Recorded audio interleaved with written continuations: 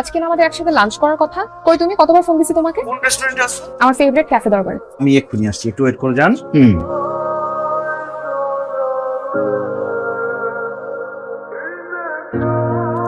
Hello hello, কোথায় তুমি? আমি তো ওয়াশরুমে, পেটে এত ব্যথা করতেছে। আচ্ছা, আমি যেখানে বসে আছি ওয়েট করতেছি, একটু তাড়াতাড়ি বের হও। আমার অবস্থা খুব বেশি ভালো না। রেস্টুরেন্টে যে কোনো সময় একটা দুর্ঘটনা ঘটে গেলে বাণিজ্য থাকবে না। ও রে বাবা, বলতেছি আমি তোমাকে এই অবস্থায় রেখে যেতে পারি? বলো, এই চিল্লা আমাকে। যা হবার হবে, তুমি ওয়াশরুম থেকে বের হও নাকি আমি আসবো ওয়াশরুমে?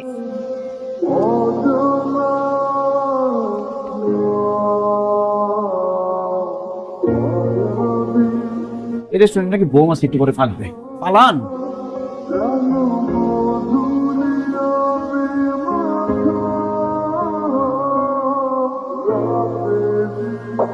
দেখো, তুমি এক কাজ করো, তুমি মাকে ঢাকায় নিয়ে আসো।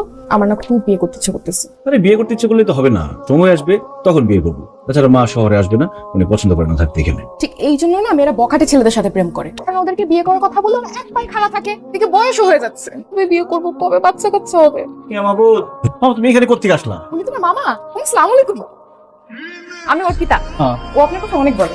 শুধু আমার কথা বলে, আর কারো কথা বলে নাই? হ্যাঁ, আন্টির কথাও বলে। আন্টি কেমন আছে? ভালো। তোমার অবস্থা কিভাবে বলো সেটা বলো। আর বাইক না কইস না, ওই যে কলার খোসার মধ্যে পড়া হয়ে রেখেছিলাম। কি অবস্থা হয়েছে? চলো, তোমার তো হসপিটালে যেতে হবে। এভাবে থাকলে হবে? চলো, ট্রিটমেন্ট করতে হবে। অর্পিতা, তুমি রেস্টুরেন্টে খাওয়া দাওয়া করে বাসায় চলে যাও, মামাকে নিয়ে হসপিটালে গেলাম। আরে আমি তোমার সাথে গেলে প্রবলেম কি? তোমার মামা তো আমারও মামা। এই প্রবলেম আছে, মামা মেয়ে মানুষ দেখলে নার্ভাস হয়ে যায়। তুমি খাওয়া দাওয়া করে আইসো, পরে খোঁজ জানাবো তোমাকে। আসো। শোনো শোনো শোনো শোনো, আচ্ছা সমস্যাটা কি বলো তো? আমরা শপিং মলে আসছি, শপিং করতে পারলাম না, আমরা খেতে পারলাম না, আমার খিদা লাগছে। কি প্রবলেমটা কি? আরে যে কোন সময় ভূমিকম্প হবে আমি খোঁজ পাইছি, মার্কেট ভাঙা পড়বে, একদম মাথার উপর সব পড়বে একটু পরে। কি ভূমিকম্প। আসো আসো আসো। ভূমিকম্প কোথায়? তোমার খোদা লাগছে না? হ্যাঁ। তোমাকে না খাওয়াই আমি এখান থেকে বাইর করবো না। খাওয়াই ছাড়, বস। আরে কোনটা তো? পরে রেস্টুরেন্টে খাওয়াই তারপরে নিব। আচ্ছা ঠিক আছে, আসছি। হ্যালো মামা। এই মার শরীর খারাপ? ঠিক আছে, আমি আজকে আসতেছি। আচ্ছা, আমাকে একটু যাইতে হবে। মামা ফোন করছে, আমার মায়ের শরীর খারাপ, গ্রামে যাবো। আরে পরে কথা বলবো, আমার মা অসুস্থ, আমি যেতে হবে আমার। হ্যাঁ, তুমি নাকি অসুস্থ? হ্যাঁ, আমার শরীর খারাপ তো, আমি বাঁচি মরি সেটা দেখার মতো চোখ তো তোমার নাই। যেই চোখ আছে সেই চোখ দিয়ে দেখতেছি যে বিয়ে বাড়ি সাজাইছো। বিয়েটা কার? তোর। বিয়েটা কার সাথে? আমার। আমার একমাত্র বোন মেয়ে ঝুমুরের সাথে। ঝুমুরের সাথে বিয়ে? ওই পিচ্চি মেয়ের সাথে? পিচ্চি মেয়ের বিয়ে করলে পুলিশ ধরে নিয়ে যাবে আমার। ঝুমুর পিচ্ছি না, কোন অ্যাঙ্গেলে পিচ্ছি মনে হয়? ভার্সিটিতে পড়ে, বয়স 19। পরে কয়েকদিন আগে দেখছি আপনার বাড়ি স্কুলে যায়। এই কোন ভার্সিটিতে পড়ছ তুই? আমি ভার্সিটিতেই পড়ি। রেডি, মেহমান রেডি, হোটেল রেডি, কাজী রেডি, লেখাও শেষ। এই বিয়ে আমি করতে পারবো। আমি দেখতেছি তুই যে কথা বলবা সেটা আমি আগেই বুঝছি। হ্যাঁ, তুমি যে ঢাকা শহরে কি করো সব তথ্য আমার কাছে আছে, সেজন্য আমি সব ব্যবস্থা করে রাখছি। জানি আমার সব বলে দিচ্ছে। এখন তুমি যদি বিয়েটা না করো তফস করে তুমি বিয়ে করবি না? অসম্ভব। কোনো সমস্যা নেই, ব্যবস্থা আছে জানি। তুমি তো পেশেন্ট ঢাললাম, আগুন জ্বালা। বিয়ে করবি না মহারাজ? হ্যালো ইয়াং ম্যান, কেমন আছো? ওয়ালাইকুম সালাম। মোটামুটি ভালো। বসো, দাঁড়িয়ে কেন? দেখো, ওর একটাই মাত্র মেয়ে।